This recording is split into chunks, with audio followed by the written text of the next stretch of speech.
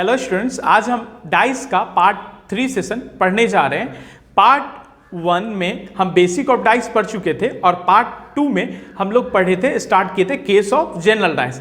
General dice का कुल 3 case होता है। पहला, when only one number is common. Second, when only 2 number are common. Third, when no number is common. तो part 2 में हम लोग केस 1 और केस 2 पढ़ चुके थे। यदि आप लोग अभी तक नहीं देखे तो पार्ट 1 पहले देखें, फिर 2 देखें, फिर इसी सीक्वेंस में 3 को देखना स्टार्ट करें।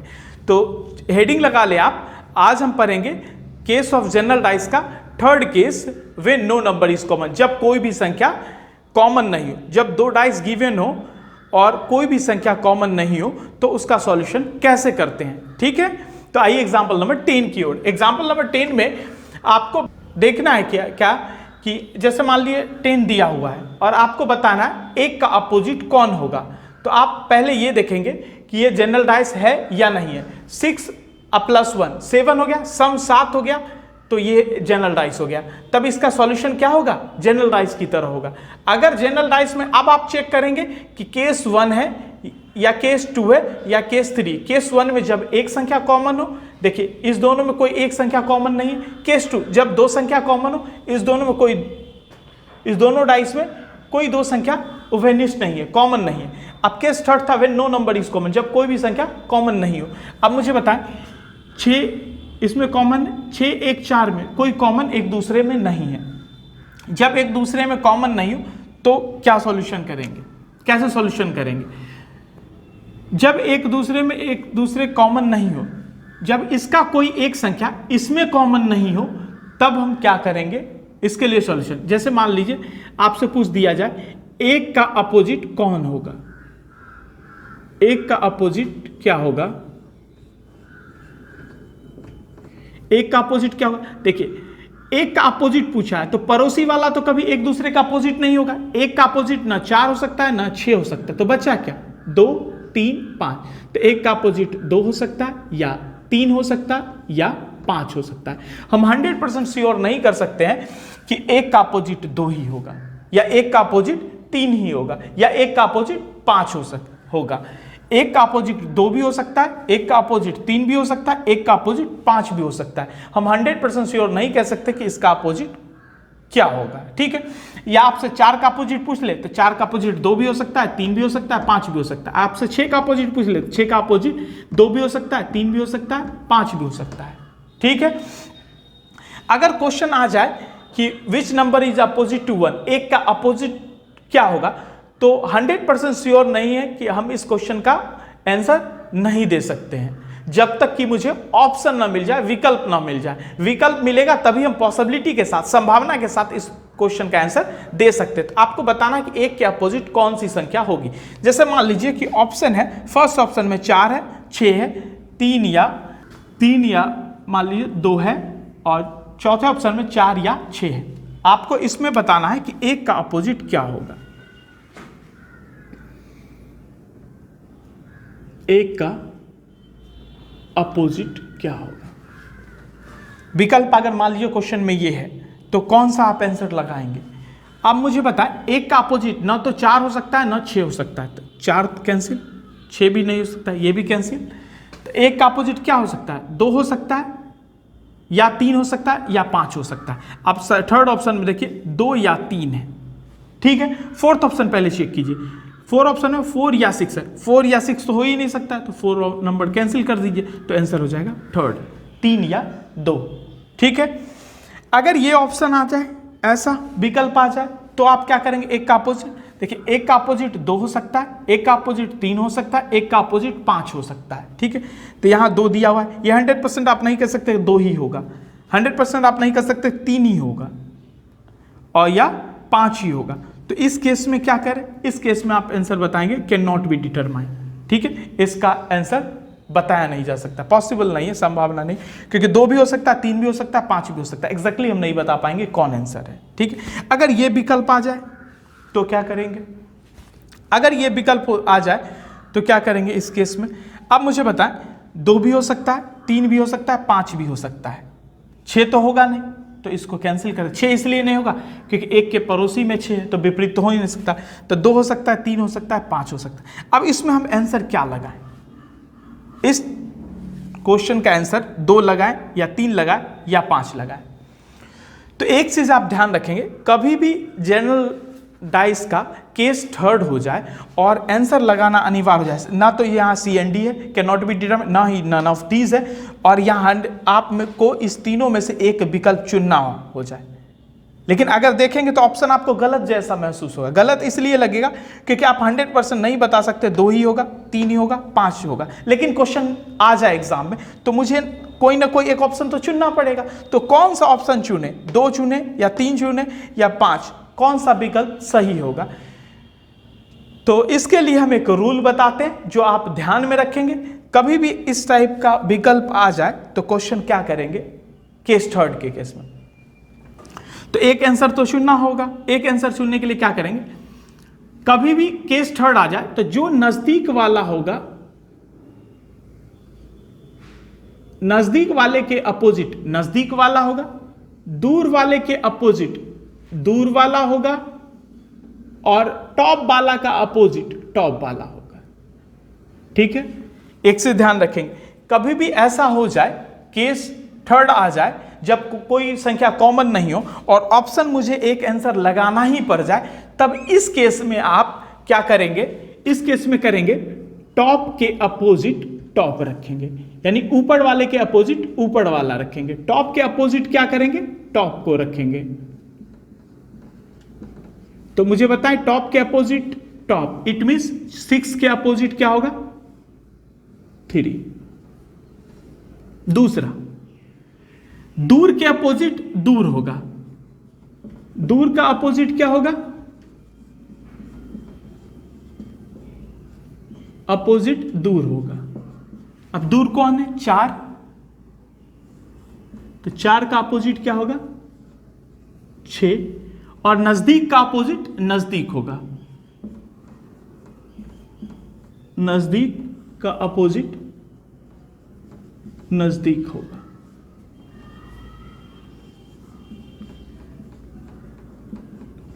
नजदीक कौन है, 1, तो 1 का अपोजिट क्या होगा, 2।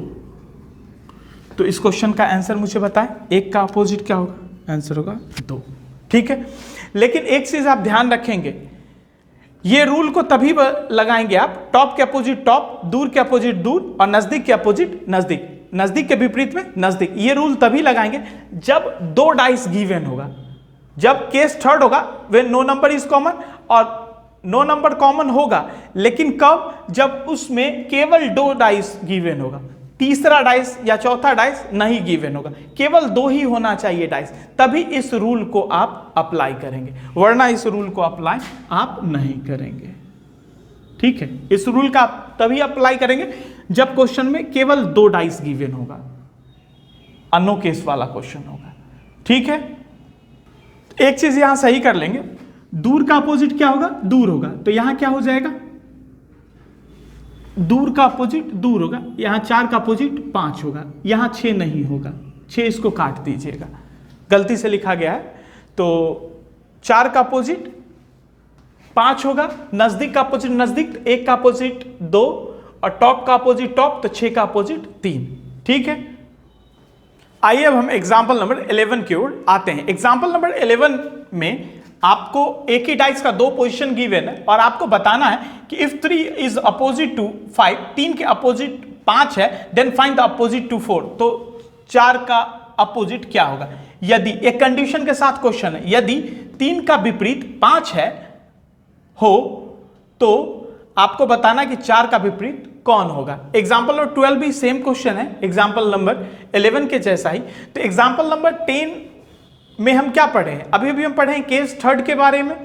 थर्ड केस का क्या था, when no number is common, जब कोई भी संख्या उभयनिष्ठ नहीं हो, जब कोई भी संख्या क्या हो, उभयनिष्ठ नहीं हो। तो इस केस में रूल क्या कहता है कि टॉप टॉप के अपोजिट होगा, ऊपर वाला ऊपर वाले के अपोजिट होगा, दूर दूर के अपोजिट होगा, नजदीक नजदीक के अपोजिट होगा। ये रूल आपको ध्यान रखना है। ये रूल तभी अप्लाई करेंगे जब 2 ही डाइस एक क्वेश्चन में गिवन होगा, केस थर्ड होगा तो। ठीक है, तो आइए एग्जाम्पल नंबर 11 की ओर। एग्जाम्पल नंबर 11 में देखिए कोई संख्या, इसका कोई संख्या यहां कॉमन नहीं है, तो केस थर्ड का केस है। अब हमें बता, क्वेश्चन में दिया हुआ है कि 3 का अपोजिट क्या है, 3 का अपोजिट 5 है, और अभी जो हम रूल पर हैं टॉप का अपोजिट होगा, तो अगर टॉप 3 जो है टॉप में है तो 5 को भी क्या होना चाहिए, टॉप में होना चाहिए। विपरीत होने के लिए अगर 3 टॉप में है तो 5 को भी क्या होना चाहिए, टॉप में होना चाहिए, लेकिन टॉप में तो है नहीं, तो रूल के अनुसार 5 टॉप में होना चाहिए, तो 5 को हम टॉप में करेंगे। 5 को यदि हम टॉप में करेंगे तो मुझे मूव करना होगा, क्लॉकवाइज मूव करना होगा। तो आइए इसको हम टॉप में करते हैं। अगर हम इसको टॉप में करेंगे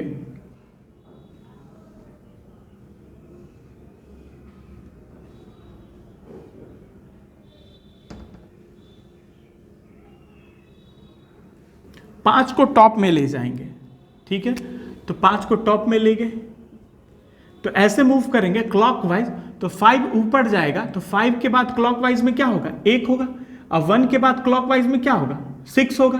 तो क्या ये ऐसा हो जाएगा? तो क्वेश्चन के अकॉर्डिंग था कि 3 का अपोजिट 5 है, और हम रूल पर हैं ऊपर वाला एक दूसरे का अपोजिट होता है, तो 3 का अपोजिट 5 हो गया, 3 का अपोजिट क्या हो गया, 5 हो जाएगा। नजदीक का अपोजिट नजदीक होगा, 2 का अपोजिट 6, और दूर का अपोजिट क्या होगा, दूर होगा। तो अगर आपसे पूछा जाए 3 का अपोजिट क्या होगा, 5, तो क्वेश्चन में गिवन ही है।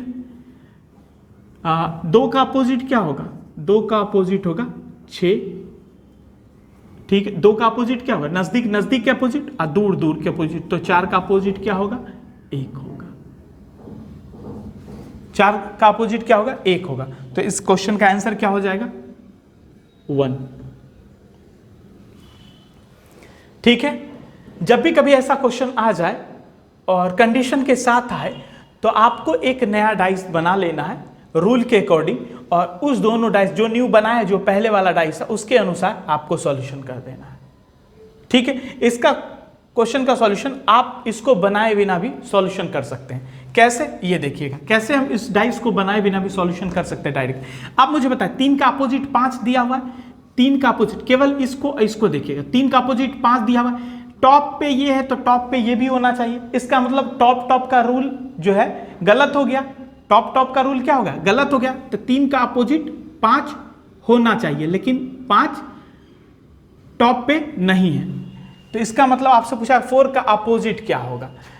तो ये रूल नजदीक वाला दूर वाला रूल जो है आपका गलत हो चुका है, तो उसके अनुसार आप क्या करेंगे, 4 का अपोजिट 5 नहीं होगा क्योंकि 3 का अपोजिट 5 है, 4 का अपोजिट 6 भी नहीं होगा क्योंकि टॉप का अपोजिट होगा, ये रूल फॉलो नहीं कर रहा है, तो 4 का अपोजिट 6 भी नहीं होगा क्योंकि दूर का अपोजिट नहीं होगा, तो 4 का अपोजिट क्या हो जाएगा, 1 हो जाएगा, ठीक है। नजदीक दूर और टॉप वाला रूल जो है इसमें फॉलो नहीं हो पा रहा है, तो 3 का अपोजिट 5 होगा, 3 का अपोजिट 5 दिया हुआ है, तो 4 का अपोजिट क्या होगा आपको निकालना। देखिए 4 का अपोजिट तो 5 नहीं हो सकता है, और दूर वाला रूल गलत है, तो 4 का अपोजिट 6 भी नहीं हो सकता, तो बच क्या गया, 4 का अपोजिट 1। तो डायरेक्ट आप क्वेश्चन का सॉल्यूशन भी कर सकते हैं। आइए एग्जांपल नंबर 12 की ओर। एग्जांपल नंबर 12 में दिया हुआ है क्या, 6 का अपोजिट 4 है, 6 का अपोजिट क्या है, 4। अब 6 देखिए दूर है, तो 4 भी क्या होना चाहिए, दूर होना चाहिए, दूर तो है नहीं, तो इसको हम दूर ले जाएंगे, तो इसको एंटी क्लॉकवाइज मूव करना होगा। तो 4 यहां जाएगा तो 2 चला जाएगा वहां, और 3 चला जाएगा 4 के पोजीशन में। तो नया एक डाइस बना लीजिए, एक नया डाइस बना लेते हैं हम।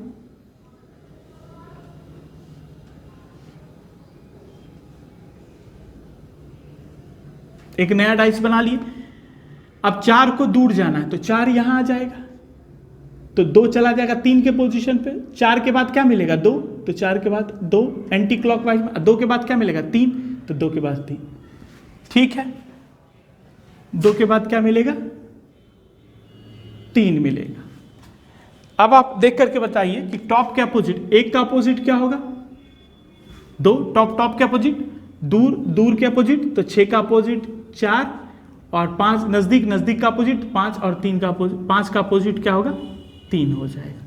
तो आप सब क्वेश्चन में पूछा गया 3 का अपोजिट क्या होगा, 3 का अपोजिट क्या हो जाएगा 5। आपसे पूछता कि 1 का अपोजिट क्या होगा 2, 2 का अपोजिट क्या होगा 1।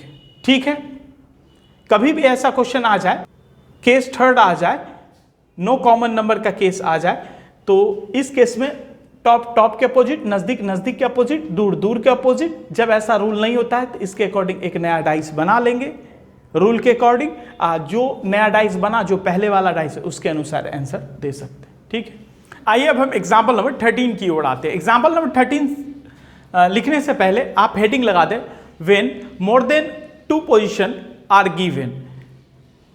जब कभी 2 से ज्यादा पोजीशन एक ही डाइस का दिया होगा, तब मोर देन 2 डाइस, एक ही डाइस का 2 से ज्यादा पोजीशन गिवन होगा, तब उस टाइप के क्वेश्चन को हम सॉल्यूशन कैसे करेंगे। तो कुछ एग्जांपल्स जो है, हम जो भी कॉन्सेप्ट अभी तक पढ़े उससे कुछ प्रैक्टिस कर लें। अगर 2 से ज्यादा डाइस आ जाए एक ही क्वेश्चंस में, एक ही डाइस का 2 से ज्यादा पोजीशन आ जाए, तब हम सॉल्यूशन कैसे करेंगे। ठीक है, तो एग्जांपल नंबर 13 में आपको निकाला है find the number opposite to 4। एक ही डाइस का 4 पोजीशन गिवन है, एक ही डाइस का 4 डिफरेंट पोजीशन गिवन है। आपको बताना है find the number opposite to 2, 2 के विपरीत कौन सा संख्या होगा। ठीक है, जब कभी ऐसा हो जाए कि एक ही डाइस का 2 से ज्यादा पोजीशन गिवन हो जाए, तो उसका सॉल्यूशन कैसे करेंगे। तो आपको क्या करना है, किसी 2 डाइस को आपको सेलेक्ट करना है, कोई भी 2 डाइस, ऐसा 2 डाइस, कोई भी 2 डाइस को सेलेक्ट कर लेना है। वैसे डाइस को सेलेक्ट करना है जिसमें कम से कम एक संख्या कॉमन हो जाए, कम से कम एक संख्या कॉमन हो जाए। किसी 2 डाइस ऐसे को सेलेक्ट करना है जिसमें कम से कम एक संख्या कॉमन हो जाए। अब एक ही संख्या कॉमन वाला हम क्यों सेलेक्ट करें, इसलिए क्योंकि उससे जैसा भी क्वेश्चन आएगा आप सभी क्वेश्चन का सॉल्यूशन कर पाएंगे। इसलिए 2 डाइस आपको सेलेक्ट करना है ऐसा जो उसमें एक संख्या कॉमन हो जाए। ठीक है, तो पहले आपको क्वेश्चन दिया हुआ, तो आप पहले ये देखें कि डाइस कौन सा है, 5 और 2, सम कितना हो गया 7, और सम 7 हो गया तो जनरल डाइस होगा। अब चूंकि एक डाइस जनरल हो गया तो उसी डाइस का डिफरेंट पोजीशन दिया हुआ है, एक ही डाइस को 4 बार फेंका गया है, तो वो डाइस होगा जनरली डाइस, तो सब जनरली डाइस का के तरह सॉल्यूशन हो जाए। एक डाइस अगर आपको जनरल मिल गया तो इसका सॉल्यूशन भी जनरल डाइस की ही तरह होगा। क्योंकि एक ही डाइस का डिफरेंट पोजीशन गिवन है। अब बताइए कौन सा डाइस सेलेक्ट कर ले। अगर फर्स्ट और सेकंड में आप देखिए तो कोई संख्या कॉमन है, यहाँ 2 और 2 कॉमन है, यहाँ 4 कॉमन है। तो आपको कोई 2 डाइस सेलेक्ट करना है जिसमें एक संख्या कॉमन हो जाए। यदि हम 1 और 3 को सेलेक्ट कर ले, 1 और 3 पहले डाइस को और तीसरे डाइस को सेलेक्ट कर ले, तो यहां देखिए इस दोनों में क्या कॉमन है, यहां 6 है, इस दोनों में 6 कॉमन है। ठीक है, जब भी कभी केस 1 हम पढ़े हैं जनरल डाइस का, when only 1 number is common, जब भी केवल एक और एक संख्या कॉमन हो जाए, तो यहां से क्या करना है, क्लॉकवाइज मूव करना है, घड़ी के सुई की दिशा में। यहां से क्या करना है, क्लॉकवाइज मूव करना है, घड़ी के सुई की दिशा में। तो पहले डाइस में आप देखिए, पहले डाइस में 6 मिलेगा, 6 के बाद क्या मिलेगा, 4 मिलेगा, 4 के बाद क्या मिलेगा, 2 मिलेगा। तीसरे नंबर में आइए, तीसरे नंबर में डाइस में 6 के बाद क्लॉकवाइज मूव करना है, 1 मिलेगा, 1 के बाद क्या मिलेगा, 1 के बाद 3 मिलेगा। इट मीन्स 2 का अपोजिट क्या होगा, 3 हो जाएगा, 4 का अपोजिट 1 हो जाएगा, और 6 का अपोजिट क्या होगा, जो नंबर यहाँ मिसिंग है, जो नंबर दिख नहीं रहा है, 1 2 3 4 है, 5 नहीं दिख रहा है, तो 5 का अपोजिट 6। आपसे क्वेश्चन क्या पूछा गया, 2 का अपोजिट क्या होगा, तो 2 का अपोजिट क्या होगा, 3। आइए अब हम एग्जाम्पल नंबर 14 की ओर आते हैं। एग्जाम्पल नंबर 14 में एक ही डाइस का 3 पोजीशन गिवन है। ठीक है, अब आपको कोई 2 डाइस ऐसा सेलेक्ट करना है जिसमें एक संख्या कॉमन हो। पहले आप चेक कर लीजिए क्या यह डाइस जनरल है। देखिए अगर आप सेलेक्ट कर लिए तो देखिए 4 और 3 क्या हो गया, 7 हो गया। अगर 7 हो गया, एक डाइस जनरल डाइस हो गया, तो उस सॉल्यूशन आप किसके तरह करेंगे, जनरल डाइस की तरह ही सॉल्यूशन करेंगे। क्यों, क्योंकि एक ही डाइस को 3 बार फेंका गया है। अब एक डाइस जनरल हो गया तो तीनों क्या होगा, जनरल हो जाएगा। ठीक है, तो सॉल्यूशन जनरल की तरह करेंगे। अब मुझे बताएं कि कोई 2 डाइस ऐसा सेलेक्ट करें जिसमें केवल एक संख्या कॉमन हो जाए। इसको मान लीजिए डाइस 1, इसको मान लीजिए डाइस 2 और इसको मान लीजिए डाइस 3। ठीक है, अब देखिए कोई एक संख्या कॉमन हो जाए, यहाँ 6 है, यहाँ 6 है, 1 और 2 को हम कॉमन ले लिए, डाइस 1 और डाइस 2 को हम सेलेक्ट कर लिए, जिसमें सेलेक्ट किए हैं जिसमें एक संख्या कॉमन कौन सा है, 6 कॉमन है। सेलेक्ट हम कौन किए, फर्स्ट और सेकंड। आप कोई भी डाइस को सिलेक्ट कर सकते हैं, बस ध्यान रखें कि उस दोनों डाइस को सिलेक्ट करें जिसमें कम से कम एक संख्या कॉमन हो जाए। कोई भी 2 डाइस को सिलेक्ट कर सकते हैं, ठीक है। आप जो डाइस को सिलेक्ट किए हैं, एक और सेकंड को, फर्स्ट एंड सेकंड को, अब जो कॉमन नंबर वहां से क्लॉकवाइज मूव करना है। केस 1 है ये, तो क्लॉकवाइज मूव करें तो पहले डाइस में आप देखें, पहले डाइस में 6 के बाद क्या मिलेगा, 2, और 2 के बाद क्या मिलेगा, 4, और दूसरे डाइस में 6 के बाद क्या मिलेगा, 5, और 5 के बाद क्या मिलेगा, 1, ठीक है। तो 4 का अपोजिट क्या हो जाएगा, 1, 2 का अपोजिट क्या हो जाएगा, 5, और 6 का अपोजिट क्या हो जाएगा। कौन सा ऐसा नंबर है जो यहां दिख नहीं रहा है, मिसिंग है, 3 नहीं दिख रहा है, तो 6 का अपोजिट 3 हो जाएगा। अब आपसे क्वेश्चन पूछा क्या गया है, आपसे क्वेश्चन पूछा गया 4 का अपोजिट क्या होगा, 1। अगर आपसे क्वेश्चन पूछा जाता 2 का अपोजिट क्या होगा, तो 5। आपसे पूछा जाता 6 का अपोजिट क्या होगा, तो 3, ठीक है। आइए अब हम एग्जाम्पल नंबर 15 की ओर आते हैं। एग्जाम्पल नंबर 15 में आपको निकालना है कि एक ही डाइस का 3 पोजीशन गिवन है, एक ही डाइस का 3 पोजीशन गिवन है, और आपको बताना है कि find the symbol opposite to hash. तो हैश सिंबल के विपरीत, ठीक है, कौन सा सिंबल होगा, हैश के विपरीत कौन सा सिंबल होगा, आपको यह बताना है। तो मोर देन 2 पोजीशन गिवन है एक डाइस का, तो किसी 2 डाइस को आप सेलेक्ट करें, किसी भी 2 डाइस को सेलेक्ट करें, कम से कम एक संख्या कॉमन हो जाए। तो किसे सेलेक्ट करना चाहते हैं आप, तो अगर हम सेलेक्ट कर ले फर्स्ट और थर्ड को, फर्स्ट और थर्ड डाइस को सिलेक्ट कर ले, तो देखिए एक संख्या कोई कॉमन है, एक सिंबल कॉमन है, हैश और हैश, यहां कॉमन है, तो ये हैश और इसमें हैश, दोनों में फर्स्ट और थर्ड में हैश कॉमन है, ठीक है। अब ये केस 1 हो गया। केस 1 का सॉल्यूशन कैसे करते हैं, जनरल डाइस का केस 1 है, केस 1 में जो कॉमन है वहां से क्लॉकवाइज मुड़ना होता है, तो क्लॉकवाइज यहां से मूव करिए, कॉमन से क्लॉकवाइज मूव करना है, घड़ी के सुई की दिशा में मूव करना है। तो पहले नंबर में आइए, पहले नंबर में आपको मिला कॉमन हैश, हैश के बाद कौन सा सिंबल है, हैश के बाद मिला एट द रेट के बाद क्या मिला आपको, रुपया का सिंबल, ठीक है। अब थर्ड डाइस में आइए, थर्ड डाइस में